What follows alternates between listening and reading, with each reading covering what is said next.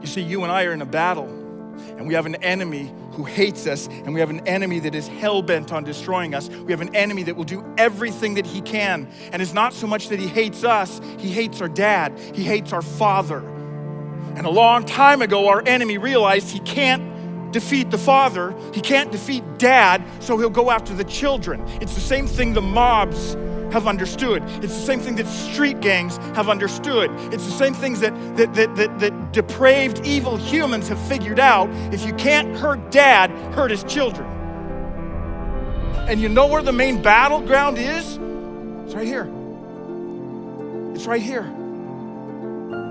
And this is why Paul, in a sense, was reminding the Corinthians 2,000 years ago, and for you and I today, he's saying, do you understand that you have the mind of Christ? Or here's how I'm going to put it. He's trying to get them to understand you need to let the mind of the master be the master of your mind.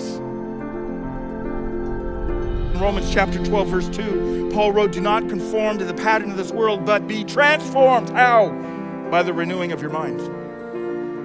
Why does transformation come from the renewing of our mind? Because we have an enemy that hates us, and he's hell-bent on destroying us, and his main battleground is right here. Why is it that Paul said transformation, if your life is going to be transformed, renewed, why is it that it's from the renewing of the mind? Because beliefs determine behavior. Your beliefs will eventually become your actions, which will become your habits, which will become your destiny, which is why Paul says transformation comes from renewing the mind. You know what's interesting is that scientists will actually say that there's something between 50,000 and 60,000 thoughts that will go through our mind every day. That's like 35 to 45 every single minute. It's magnificent how God created us, but there's all kinds of things that happen every day with our brains, but we don't even actually consciously think about it, right? My heart is beating. From the time I was in my mother's womb until I die, my heart will beat. And I don't sit around going, beat heart. I'm not thinking, it just does it. I blink. I'm blinking, bringing moisture to my eyes, happening all the time. I'm not consciously thinking, blink your eyes, blink your eyes, blink your eyes. When you walk, once you learn to walk as a child, we don't anymore go left foot, right foot, left. So there's all kinds of things that our brain is doing and we're not even thinking about it, including beliefs. See, you and I have some beliefs that we picked up because of the home we grew up in, or because of the TV shows we watched growing up, or because of the movies we watched, or the books we read, or the culture we grow up in. And there's some belief systems we have that we don't even think about, that we're filtering things through, and they're hurting us because they're not true. Ideas have consequences.